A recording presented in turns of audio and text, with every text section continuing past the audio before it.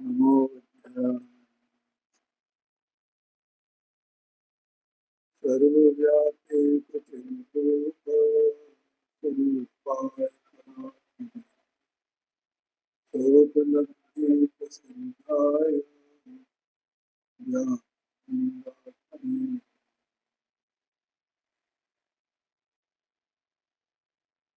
प्रवचन साधी ग्रंथ है, 96 नंबर की गाथा स्वाध्याय में है, 182 पेज पर।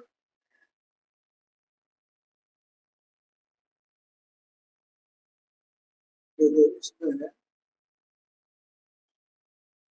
द्रव्य का अस्तित्व वो दो प्रकार से कहा गया है पिछली गाथा में। एक स्वरूप अस्तित्व, एक सादृश्य अस्तित्व। क्या वो प्रकार है?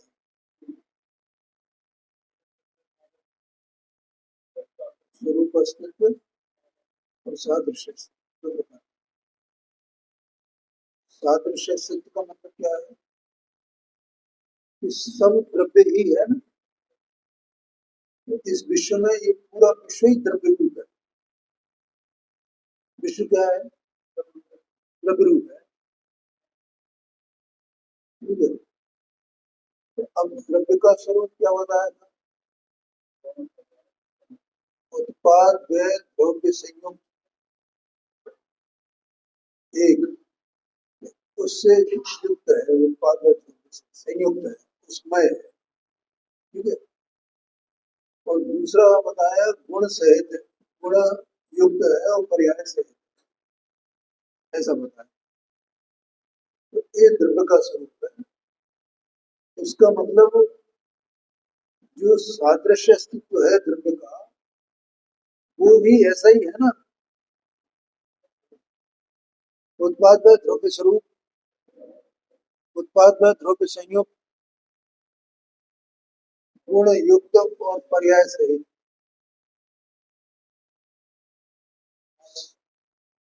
द्रव्य के अलावा कुछ और है? ऐसी श्रद्धा करना भाई। देखो नियम सार जी में गाथा आई है, 5 नंबर की गाथा है, उसमें लिखा है आप आगम और पदार्थ का श्रद्धान को सम्यक दर्शन।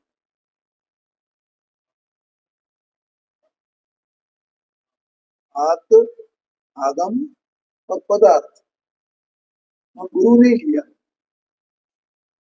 आप तो माने देव, ठीक है, तो वही परम गुरु है और जितने गुरु हैं उनके अनुयायी हुए सब उनमें ही शामिल। तो आप आगम और पदार्थ, ठीक है, इनके श्रद्धान को सम्यक दर्शन दे। तो पदार्थ में द्रव्य आया कि नहीं आया? क्या आ गया पदार्थ। तो ये इसका भी श्रद्धान करना है। ये सादृश्य अस्तित्व क्या है? इसका मतलब क्या हुआ? इनके 6 द्रव्य स्वरूप, ये जो 6 द्रव्य स्वरूप जो विश्व है, इस विश्व में भेद नहीं देखना, ये द्रव्य मात्र है ऐसा देखना। ठीक है, फिर उसमें दूसरा भेद देखना, तो 6 प्रकार के भेद देखना। ठीक है, फिर उसके भी भेद देखना संख्या अपेक्षा से। तो ये सब मिलाकर के पदार्थ का श्रद्धान है। आया दिन में आएगी। तो पहला सब द्रव्य है, हमें भेद को बिल्कुल देखना नहीं, गौण करना। दूसरा 6 स्वभाव, फिर उनकी संख्या। ठीक है, संख्या देखना तो व्यवहार है, लेकिन वो स्वभाव तो एक ही एक जाति के है ना। जैसे अनंत जीव राशि है, तो जीव राशि सारी की सारी एक ही जाति की यही रूप है ना। सारी जीव राशि गुण पर्यायात्मक है कि नहीं? सारी जीव राशि उत्पाद में द्रव्य संयुक्त तो है कि नहीं? पुद्गल को देखना तो पुद्गल जितने ही पुद्गल है अनंत अनंत पुद्गल परमाणु है, तो वे सब उत्पाद में द्रव्य युक्त गुण पर्याय युक्त ऐसे हैं कि नहीं है? तो ऐसा उनको एक जाति से देखना। ठीक है, पहला देखना, पहला वाला पहले नंबर का, उसका नाम सादृश्य अस्तित्व। दूसरे प्रकार से देखना, उसका नाम स्वरूप अस्तित्व। और यह स्वरूप अस्तित्व मुख्य है। हाँ जी,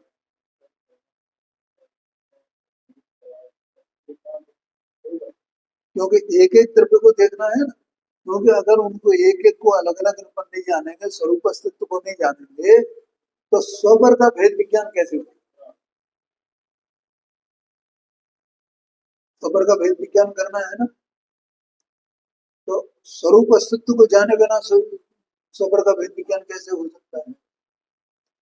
इसलिए स्वरूप अस्तित्व को जानना है। और सादृश्य अस्तित्व को क्यों जानना है? इसलिए कि कोई कर्ता धर्ता नहीं है, अनादि निधन ऐसा है, एक द्रव्य रूप है। उत्पाद स्वयं उत्पाद है, द्रव्यात्मक है, स्वयं गुण पर्यात्मक, ऐसा अनादि निधन है ना, ऐसा इसका अस्तित्व है ना, ऐसी सत्ता है ना, तो कौन किसको करे? तो यहाँ उनमें से यहाँ पहले आचार्य देव ने पहली गाथा जो लिखी है वो स्वरूप अस्तित्व की लिखी। ठीक है, अब ये स्वरूप अस्तित्व में कल कितनी चर्चा अपनी चली, देखो अस्तित्व को पहले पिछली गाथा में वस्तु का द्रव्य का स्वभाव कहा। क्या कहा? स्वभाव, स्वभाव कहा ना, वस्तु का कहो द्रव्य का कहो, अस्तित्व उसका स्वभाव। तो अस्तित्व उसका स्वभाव बताने से क्या बात सिद्ध हो गई? कि वो अविनाशी है, उसका नाश नहीं होता है और वो उत्पन्न नहीं होता है। उत्पन्न भी नहीं किया जा सकता है और नाश भी नहीं किया जा सकता है। नाश भी नहीं होता और उत्पन्न भी नहीं होता। क्या कपिल भाई, नहीं आया समझ में? बोलो, कोई प्रश्न तो पूछ लेना। उत्पन्न नहीं होता। जीव पुद्गल धर्म अधर्म आकाश काल ये उत्पन्न होते हैं, है? हाँ, है, उत्पन्न होते ही नहीं है। इनका नाश होएगा, प्रलय हो जाएगी तो नाश भी नहीं होगा। तो इसका मतलब ये इन छह द्रव्यों का, छह जाति के जो द्रव्य हैं, ये न तो नए उत्पन्न होते हैं और न इनका नाश होता है, और इनका अस्तित्व बना रहता है।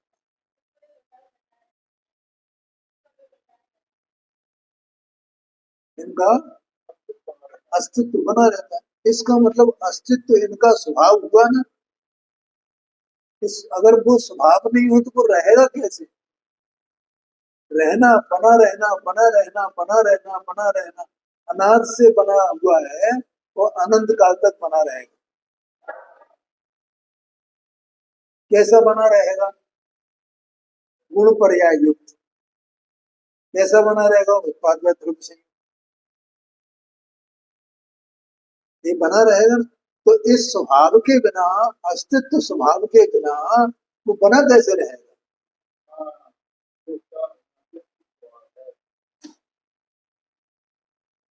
है? तो इससे अपने को ये पता चलता है कि वास्तव में मैं अनादि अनंत हूँ।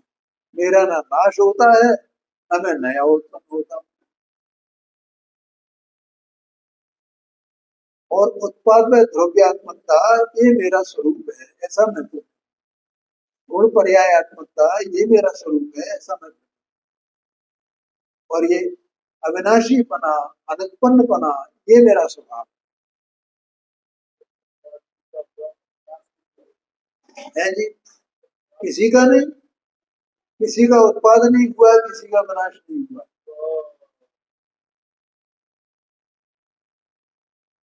आया करना है। इतनी बात ये मतलब अपने को समझने की थी, वो मैंने बताई है। वैसे पहले भी कही गई है, लेकिन वो एक रिवीजन उसका हो जाना चाहिए।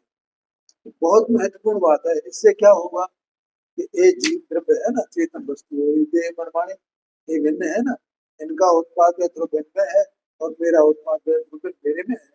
ये मेरा स्वरूप अस्तित्व है, ये इनका स्वरूप अस्तित्व। ये सत्ता न्यारी न्यारी आगे समझ में। और इनका कर्ता कौन है, द्रव्य का कर्ता कौन है, उसका कर्म कौन है, उसका साधन कौन है, उसको भी बताया, कल बताया था। ये आएगा टीका में आएगा कि द्रव्य वो उत्पाद व द्रव्य का कर्ता है, उत्पाद व द्रव्य उसका कर्म है। उत्पाद व द्रव्य द्रव्य के कर्ता हैं और द्रव्य उनका कर्म है।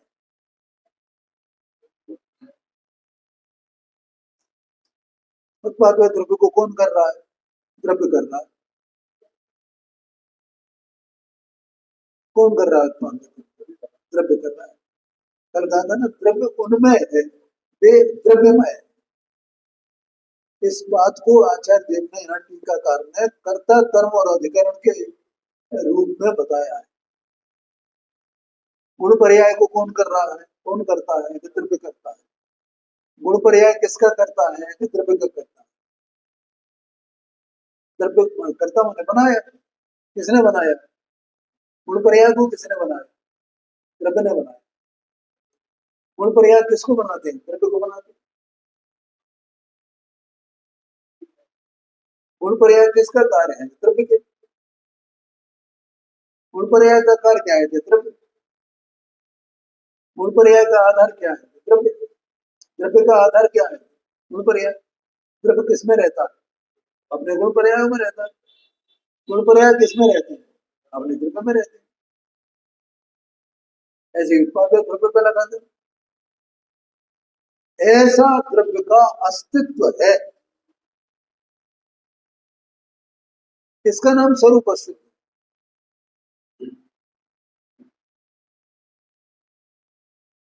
क्या भैया, ऐसा है कि नहीं, भगवान ने बताया है ये अपनी दिव्य में।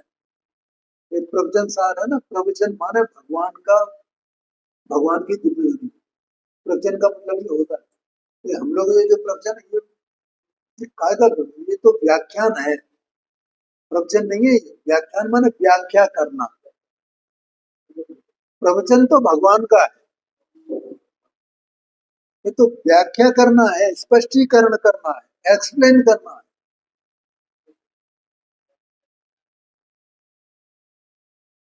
आप लोग नहीं समझ पा रहे हो ना, तो मैं इसके भाव को आपको बता रहा हूं।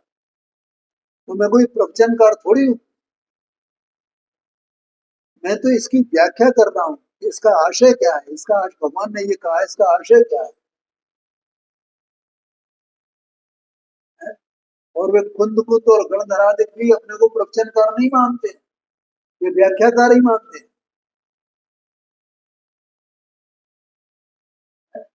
कुंद कुंद देव ने ये गाथाएं लिखी, मानो उन्होंने व्याख्यान कर दी है वस्तु का ये स्वरूप। अमृत चंद्राचार्य स्वामी ने, जैसानाचार्य देव ने ये टीकाएं कर दी। टीकाएं माने व्याख्या ही तो की, और टीका माने क्या, विस्तार कर दिया उसका। अब यहाँ क्या हो रहा है, गुरुदर्शी ने क्या किया, अब उसको आप उपचार से प्रवचन कहो तो कहो, कोई दोष नहीं उसमें, लेकिन वास्तव में तो एक व्याख्या है कि भगवान की दिव्य ध्वनि में निरक्षर ही जो दिव्य ध्वनि फिरती है, उस दिव्य ध्वनि में जो वस्तु का स्वरूप आता है, ठीक है, उसकी व्याख्या उन्होंने वहां से गुणधर्म से शुरू हुई और यहाँ तक चली आई, ऐसा समझना। ठीक है। अब देखो टीका लेते हैं इसकी, ये मैंने भूमिका आपको बता दी। टीका है, अस्तित्व वास्तव में द्रव्य का स्वभाव है। अगर मैं इतनी बात नहीं बताता तो ये आपको समझ में नहीं आता। अस्तित्व, देखो, जो वस्तु का द्रव्य का अस्तित्व है ना, क्या भैया, द्रव्य का अस्तित्व उसका स्वभाव है, उसका गुण है। और गुण कहा भी जाता है, अस्तित्व गुण ये कहा जाता है। तो हम क्या करते हैं कि उसके जो अ, विशेष गुण है ना, उनके सामने हम अस्तित्व को भूल ही जाते हैं, नहीं गुण कर देते हैं, इसको भूल ही जाते हैं हम। यहाँ करें अस्तित्व वस्तु का स्वभाव है, ये वस्तु का स्वभाव है। इससे क्या बात याद आनी चाहिए कि वस्तु अनादि निधन है, अनुत्पन्न है, अविनाशी है। द्रव्य कैसा है, अनुत्पन्न है और अविनाशी है। ये कहां से निकली बात कि ये अस्तित्व है इसका वस्तु। देखो अगर इस बात को नहीं कही जाए, इसको मुख्यता नहीं दी जाए, तो अपन अभी तक पढ़ते थे ना, अभी बोलते हो ना, तो आपने बताया मेरा अस्तित्व है, मेरा अस्तित्व है। हाँ जी, हाँ जी, हाँ। तो भैया वो तेरा स्वभाव है, वो तू उसको देखना, तेरा स्वभाव है, तेरी सत्ता है, वो सत्ता तेरा स्वभाव है। तू कोई नया उत्पन्न नहीं हुआ है, तेरा कोई विनाश होने वाला नहीं है। ऐसी अनादि वस्तु अंदर में विराजमान आप स्वयं है। दुर्लभ जी के व्याख्यान में और बहनसी के व्याख्यान में ये बात आती है, है का हकार आना चाहिए। हाँ है, मैं हूँ, मैं हूँ, लेकिन देह मन वाणी ये मैं नहीं। हाँ जी, हाँ जी। तो वो अस्तित्व है ना, तो ये देह मन वाणी से मेरा अस्तित्व न्यारा है, ऐसी मेरी दृष्टि क्यों नहीं हो जाती, क्यों नहीं हुई आज तक? क्योंकि मैंने अपने निराले अस्तित्व को, भिन्न अस्तित्व को स्वीकार ही नहीं किया।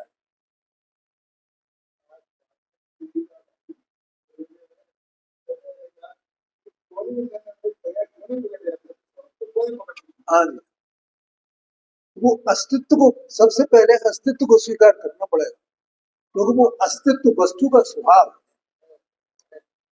है। इसमें अनुत्पन्न और अविनाशी वस्तु है, ये बात है। और वह अस्तित्व अन्य साधन से निरपेक्ष होने के कारण, देखो आ गया ना आगे, इसके अस्तित्व के लिए कोई साधन की आवश्यकता है कि भैया? क्षेत्र पे है, जगत में, मैंने अपना भी द्रव्य उसमें शामिल है, छह जाति के द्रव्य है ना। तो इन द्रव्यों के अस्तित्व के लिए किसी की आवश्यकता, किसी साधन की आवश्यकता है कि जिससे इनका अस्तित्व बना रहे, तो नाश नहीं हो जाए भैया, नाश नहीं हो जाए, तो नाश होता ही नहीं, तो उसके लिए किसी साधन की आवश्यकता नहीं, उत्पन्न होता ही नहीं, कोई उत्पन्न करने वाला ही नहीं, तो उत्पन्नता के लिए उसकी कोई कोई साधन पहले कभी बना होगा ना, जिससे ये है कि नहीं है। ये बात, अन्य साधन से निरपेक्ष होने के कारण से अनादि अनंत है। दो बात है, अनादि अनंत है और अहेतुक है। इसके रहने के लिए, इसके अस्तित्व के लिए किसी बाहरी हेतु की आवश्यकता नहीं, कोई कारण की आवश्यकता नहीं। किस कारण से है, किस कारण से है ये? किस, कोई कारण तो होगा जिससे आत्मा है। संसार कारण है, कर्म कारण है, तो कोई कारण नहीं है।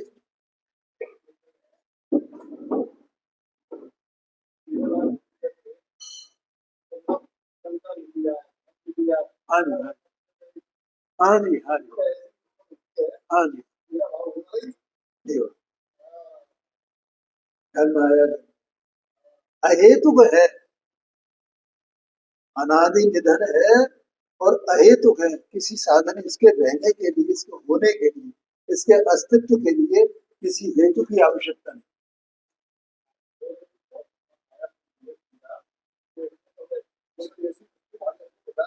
हाँ जी, हाँ जी,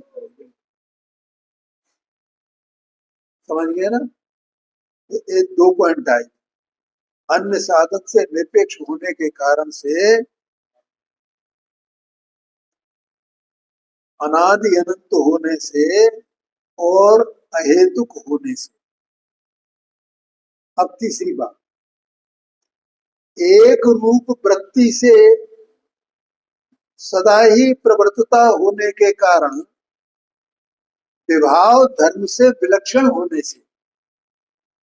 ये तीसरा पॉइंट है। पहले का अन्य साधन से निरपेक्ष, इसलिए वो अनादि निधन है। दूसरा पॉइंट अहेतुक है, इसके अस्तित्व के लिए अस्तित्व को मुख्य रखना है। ठीक है ना।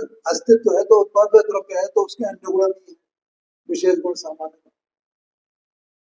ठीक है ना। पहले तो अस्तित्व को मुख्य करना है ना, अस्तित्व की चर्चा है।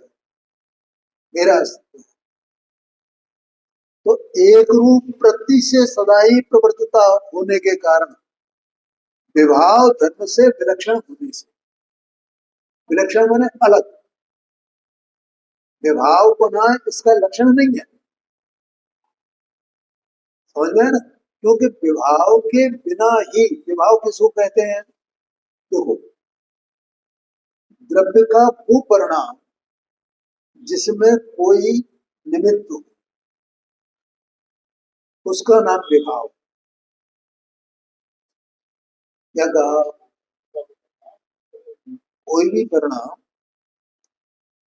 जिसमें परद्रव्य निमित्त हो, पर भाव, कोई कोई भी निमित्त होना चाहिए, उसका नाम विभाव है ना। आया कि नहीं आया था। तो ये चेतन द्रव्य है, इसके जो जितने विभाव होते हैं, जितने औपाधिक भाव हैं, ठीक है, इसमें परद्रव्य निमित्त है ना। लेकिन इस विभाव को हटा दें, परद्रव्य की निमित्तता की हम बात नहीं करें, तो उसके बिना ही ये गुण पर्यायात्मक है कि नहीं है।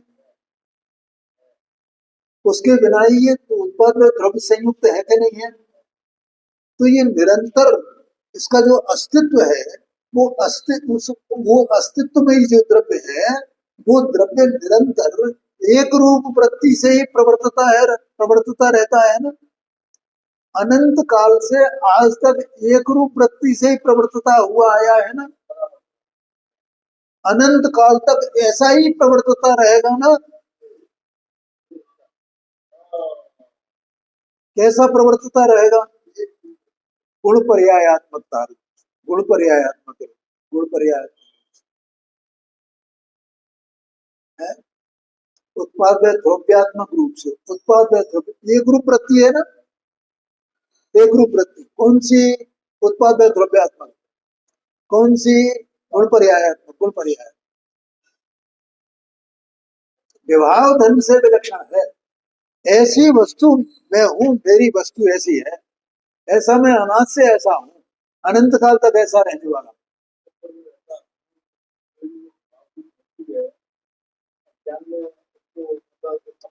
वो इसका स्वरूप नहीं है ना। इसका स्वरूप तो ये है, उत्पाद द्रव्यात्मकता इसका स्वरूप है, गुण पर्यायात्मकता ये इसका स्वरूप है। विभाव रूप परिणाम, विभाव रूप परिणाम को इसका स्वरूप नहीं है, तो स्वरूप ही नहीं है। तुम उसको, उस विभाव को इसमें मिला के देखते क्यों हो, उससे इसका अस्तित्व देखते क्यों हो, वो तो अहेतुक है ना।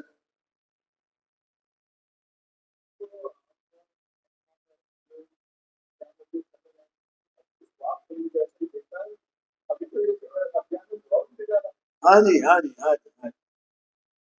ये जो है जी, अपने को कैसा देख रहा है ना, एक विभाव वाले ही देख रहा है ना। स्वभाव पर दृष्टि है कहाँ, अपने अस्तित्व पर दृष्टि है कहाँ। मेरा अस्तित्व नहीं आ रहा है और मेरा अस्तित्व इतना ही है, बस इतना मात्र है। विभाव से मेरा कोई संबंध नहीं है। हाँ जी, हाँ जी। मैंने बोला था ना कि जब आप इसको पढ़ेंगे, स्वाध्याय करेंगे, सुनेंगे तो आपको बहुत मजा आएगा।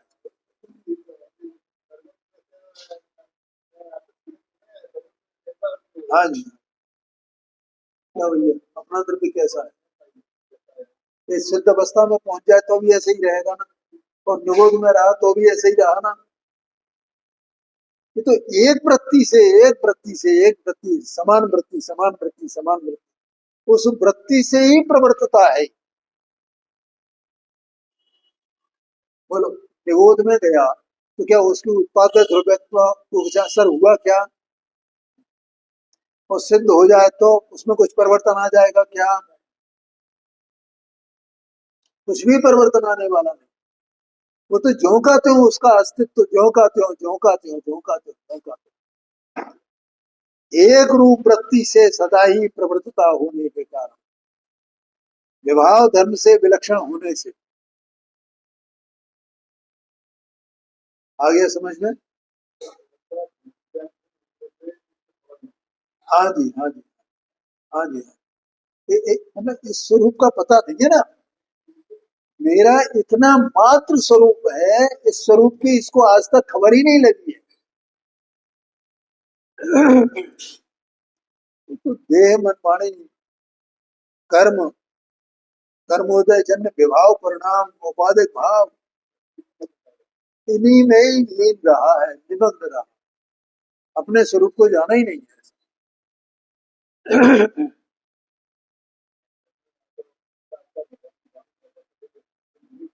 बोलो प्रकाश जी, समझ में आया कि नहीं आया? है? होने से भाव और भाववानता के कारण से,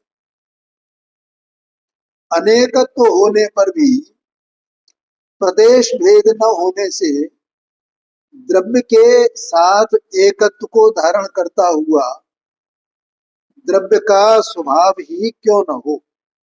यह भाव माने अस्तित्व, गुण, उसका भाव माने गुण, गुण और गुणवान, ऐसा। ठीक है, तो गुणवान कौन है? कि द्रव्य है। ठीक है, और गुण कौन है? कि वो अस्तित्व, जो इसका गुण, जो स्वभाव कहा जाए, स्वभाव माने गुण उसका कहा जाए। जैसे आत्मा का चेतना स्वभाव कहा जाता है, तो उसी चेतना स्वभाव को गुण भी कहा जाता है। ऐसे ही अस्तित्व भी आत्मा का अपना या प्रत्येक द्रव्य का स्वभाव है ना, गुण है ना। ठीक है, और वो द्रव्य गुणवान है ना। और गुण और गुणवान की एकता है कि नहीं है? कि वे अलग अलग है? एकता, एक में एक है। गुण गुण गुण और गुणवान में कोई भेद नहीं है। हाँ जी, हाँ जी। ये तो अस्तित्व उस द्रव्य का स्वभाव है। द्रव्य गुणवान है और अस्तित्व उसका गुण है। जैसे चेतन उसका स्वभाव है, और चेतनात्मक जो आत्मा द्रव्य है, वो वो द्रव्य द्रव्य है, और ये उसका गुण है, चेतन। तो जैसे चेतनता वो आत्मा ही है, ऐसे अस्तित्व भी वो आत्मा ही है या द्रव्य ही है। द्रव्य है सो वो अस्तित्व में ही है। इसका मतलब एकत्व को धारण करता हुआ, जैसे पहले उत्पाद द्रव्य वो द्रव्य ही है, द्रव्य वो है, उत्पाद द्रव्य ही है, ऐसा बताया था ना। वैसे ही अस्तित्व है वह द्रव्य ही है, द्रव्य है वह अस्तित्व ही है, ऐसा भी एक में एक है। हाँ जी, हाँ जी, हाँ। एक ये तत्व प्रज्ञापन महाधिकार है ना। है, द्रव्य कैसा ज्ञेय है, माने कैसा जानना चाहिए उसे। ये ज्ञान, ये ज्ञान स्वरूप आत्मा अपने ज्ञान में द्रव्य के स्वरूप को किस प्रकार से जाना है, वो कैसा ज्ञेय है। हाँ हाँ, वो स्वयं ही ज्ञेय है, वो स्वयं भी ज्ञेय है, और अन्य पदार्थ भी गेय है ना, लेकिन जितने गेय हैं उन सारे के सारे गेयों का एक ही स्वरूप है ना। स्व और पर जितने गेय हैं, क्या कहा? हाँ जी, स्व पर जितने गेय हैं वे अपने अपने अस्तित्व से भिन्न भिन्न हैं, लेकिन स्वरूप तो उनका एक ही है। ये आगे कहेंगे भी, लेकिन तो भी वे न्यारे न्यारी हैं, अलग अलग, मतलब स्वरूप अस्तित्व बताना है ना, तो उसके एक एक द्रव्य का अपना अपना अस्तित्व है ना, स्वरूप अस्तित्व है, स्वरूप अस्तित्व है। लेकिन सबका ही सारे जितने द्रव्य हैं, जाति अपेक्षा से, स्वभाव अपेक्षा से 6 प्रकार के हैं, तो उनका अपना अपना अस्तित्व न्यारा न्यारा है कि नहीं है। और वो अस्तित्व सबका ऐसा ही ऐसा है, आया कि नहीं आया? ओ,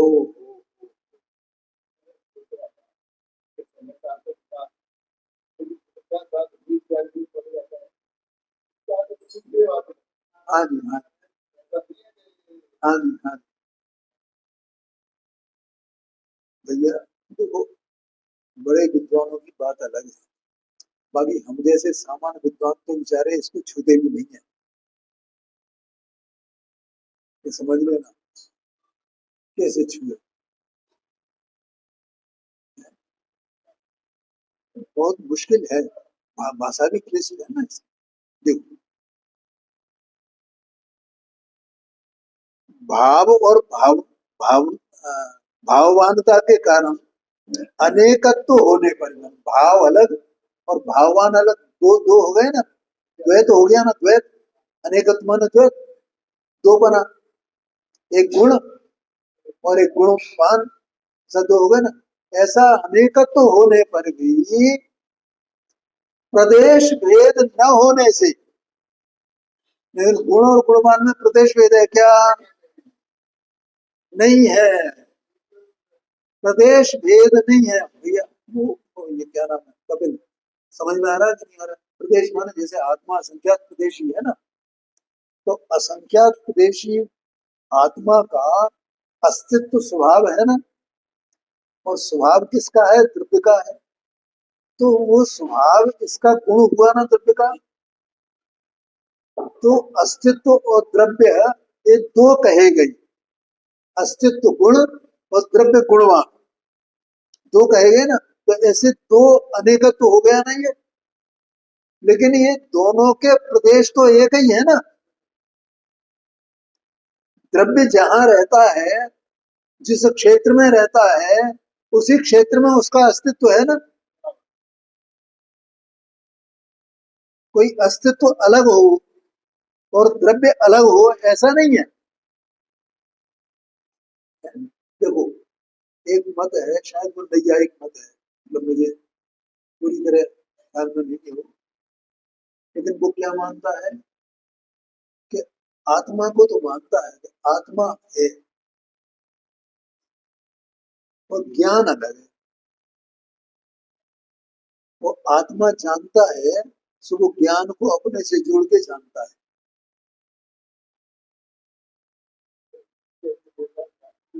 कितनी बड़ी भ्रांति है, कितनी बड़ी भ्रांति है। हाँ, मैंने आत्मा को तो मानता है, तो वो जो जानता है ना, आत्मा जानता है तो कैसे जानता है?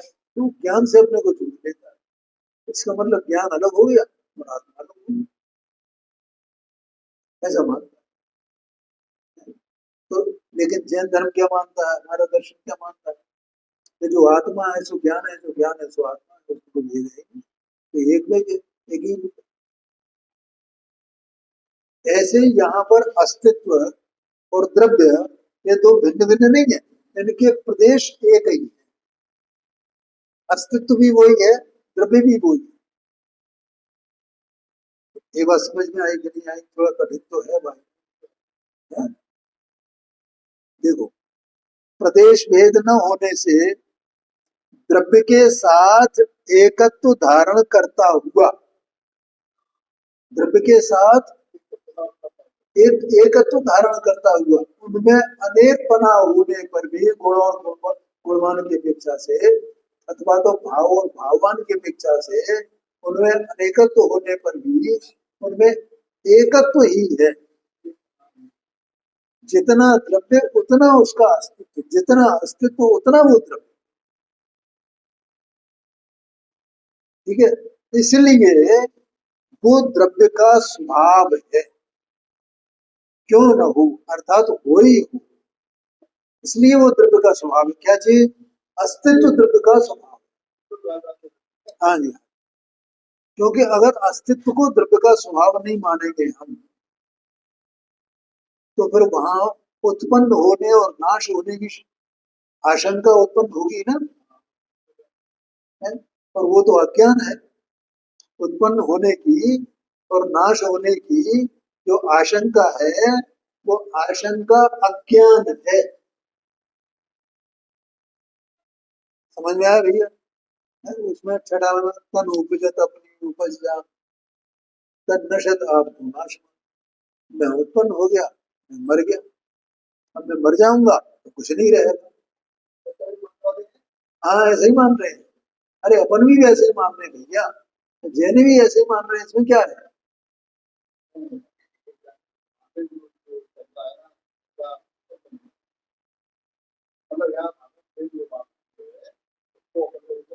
नहीं नहीं, अपनी बात नहीं हो रही मैं, और भी जैनी है क्या नहीं है जगत में?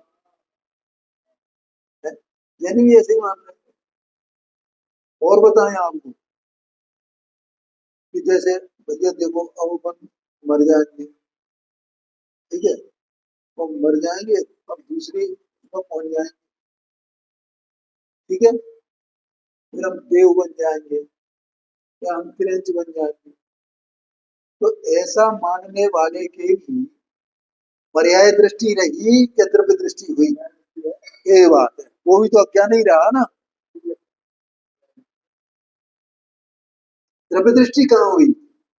द्रव्य दृष्टि तो इसका नाम है कि मैं अनादि निधन हूं, अनुत्पन्न हूं, अविनाशी हूं, मेरा नाश नहीं।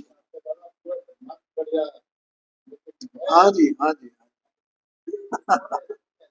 हाँ जी, हाँ जी, बिल्कुल। ब्रह्मांड पलट जाए, मेरा क्या नाश होने वाला, फिर मुझे क्या होगा, क्या कुछ नहीं होने वाला। क्यों का क्यों है, यहाँ से देखो मेरा अस्तित्व वैसा का वैसा ही है ना। यहाँ तो कहते हैं विवाह धर्म से विलक्षण। हाँ, ये विवाह धर्म मेरा स्वरूप नहीं है, इससे मेरी कोई सत्ता नहीं है, मेरे से इनकी सत्ता नहीं है। मैं तो बिल्कुल एकदम भिन्न उत्पाद है, द्रव्यात्मक वस्तु। मैंने इसीलिए 80 नंबर की गाथा से लिया था, इसीलिए लिया था। है? ये है द्रव्य को पर्यायात्मकता, ये है उत्पाद द्रव्यात्मकता। ऐसा स्वरूप अपना है, उसको जानना है। जिसने भगवान के द्रव्यपने गुणपने पर्यायपने को नहीं जाना, तो अब उसे क्या करना चाहिए कि सम्यक प्रकार से स्वाध्याय करना चाहिए। इससे अपने द्रव्यगुण पर्याय, जो अपना द्रव्यगुण पर्यायात्मकता है, अपने अस्तित्व की, अपने द्रव्य की, उसकी खबर पड़ेगी ना। तो फिर मैं वैसे ही जानूंगा ना, जो इनके द्रव्यपना गुणपना पर्यायपना, सो ही मेरा द्रव्यपना गुणपना पर्याय।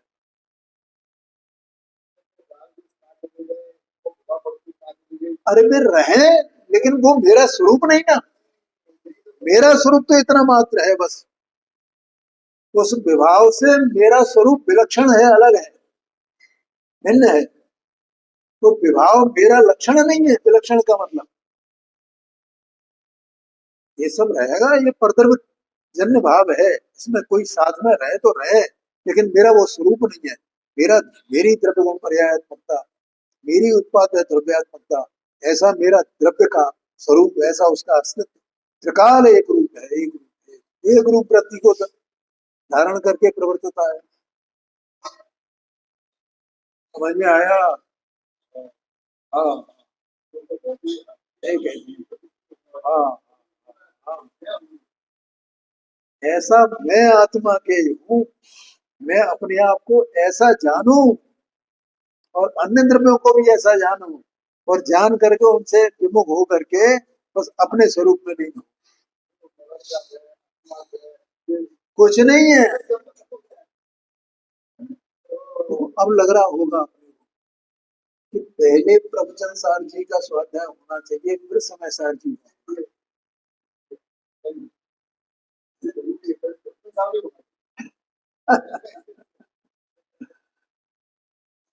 आगे बोलते हैं, देखो आगे कहते हैं, पहले तो प्रदेश की बात करनी है ना, उस प्रदेश का द्रव्य के प्रदेश और अस्तित्व के प्रदेश एक है, उसमें भिन्नता नहीं है। क्योंकि जो भी द्रव्य है वो अपने प्रदेश में ही है ना, उसका अपना क्षेत्र है ना। क्षेत्र की बात आगे दृष्टांत में करेंगे। अपना क्षेत्र है ना, उस क्षेत्र में ही उसके जो उत्पाद है द्रव्यात्मकता है ना, उसी क्षेत्र में ही उसकी गुण पर्यायत्मकता है ना, उसी क्षेत्र में उसके अनंत गुण है ना, उसी क्षेत्र में तो उसका अस्तित्व होगा ना, वह क्षेत्र ही उसके अस्तित्व में ही है ना। ऐसा एकत्व है। अब दूसरी बात कहते हैं, वह अस्तित्व जैसे भिन्न भिन्न द्रव्यों में प्रत्येक में समाप्त हो जाता है, उसी प्रकार अभी जो मैंने बात कही दो बात आ रही है, द्रव्य गुण पर्याय में प्रत्येक में समाप्त नहीं हो जाता। क्या मतलब? देखो, जैसे एक जीव द्रव्य है, तो जीव द्रव्य अपने असंख्यात प्रदेश में ही है ना, तो उसकी जो गुण पर्यायात्मकता है उसी के प्रदेश में होगी ना, ठीक है। और उसका जो अस्तित्व है उसी प्रदेश में होगा ना। इसका मतलब यह हुआ कि एक द्रव्य का जो अस्तित्व है वो उसके गुण पर्यायों के भीतर रहता है, ठीक है। क्या लिखा देखो, भिन्न भिन्न द्रव्यों में प्रत्येक में समाप्त हो जाता। अब सबके प्रदेश तो अलग अलग है, जैसे देह के प्रदेश अलग और आत्मा के प्रदेश अलग। तो जो आत्मा का अस्तित्व है वो देह का अस्तित्व नहीं हो सकता ना। क्यों? क्योंकि देह के अस्तित्व में इसका अस्तित्व समाप्त है, अभाव है। समाप्त माने अभाव हो जाना, धर्म है ना। और देह का जो अस्तित्व है, उद्गल का जो अस्तित्व है, उसके अस्तित्व का आत्मा के अस्तित्व में अभाव है ना, ठीक है। तो जैसे एक द्रव्य का अस्तित्व दूसरे द्रव्य में समाप्त हो जाता है या उसका अभाव है, उसी प्रकार से एक द्रव्य का अस्तित्व वो अनंत गुण उसके और उसकी पर्याय में समाप्त नहीं हो जाता। हाँ, ये बात है। उसमें देखो देखो, उसी प्रकार द्रव्य गुण पर्याय में प्रत्येक में समाप्त नहीं हो जाता। या द्रव्य में ही समाप्त हो जाए, या गुण में ही समाप्त हो जाए, या पर्याय में समाप्त हो जाए, या किसी पर्याय में रहे किसी पर्याय में न रहे, किसी गुण में रहे किसी गुण में न रहे, ऐसा नहीं है।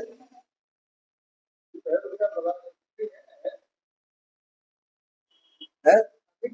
हाँ, क्या व्यय में रहे उत्पाद में न रहे, या उत्पाद में रहे व्यय में न रहे,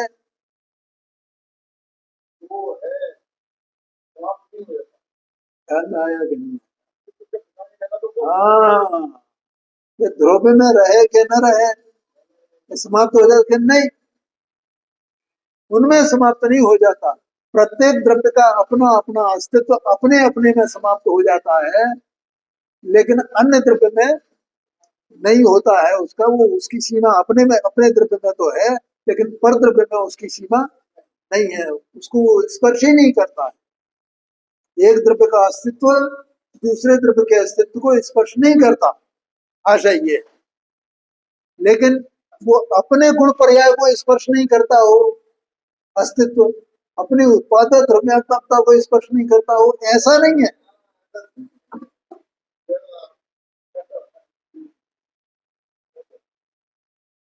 बोलो भैया, समझ में आएगा? हाँ, अरे प्रभु, ये तो वेद विज्ञान की बात है। जीव एक बार ऐसा अपने द्रव्यों पर्याय को जाने और उसे सम्यक दर्शन नहीं हो, ये कैसे हो सकता है? तभी तो उन्होंने 80 नंबर की कहा था, वो हो खल जात तत्सलयम, उसका मोह नष्ट हो जाएगा, सम्यक दर्शन हो जाएगा, उसे अपने आत्मा को प्राप्त हो जाएगा, ऐसा कहते हैं।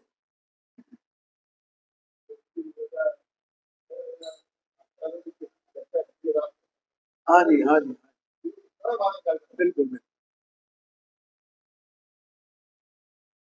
उसी प्रकार द्रव्य गुण पर्याय में प्रत्येक में समाप्त नहीं हो जाता, क्योंकि उनकी सिद्धि परस्पर होती है। इनकी सिद्धि, गुण पर्याय और द्रव्य की सिद्धि, द्रव्य की और गुण पर्याय से द्रव्य की सिद्धि होती है, द्रव्य से गुण पर्याय की सिद्धि होती है, उत्पाद में द्रव्यात्मकता से द्रव्य की सिद्धि होती है, द्रव्य से उत्पाद में द्रव्यात्मकता की सिद्धि होती है। अगर वो अस्तित्व उनमें नहीं रहेगा तो सिद्धि कैसे करेंगे? क्योंकि वो उत्पाद में द्रव्यात्मकता अनादि निधन है ना। उत्पाद में द्रव्यात्मकता वो अनुत्पन्न है, अविनाशी है। आया क्या नहीं आया? हाँ जी, हाँ।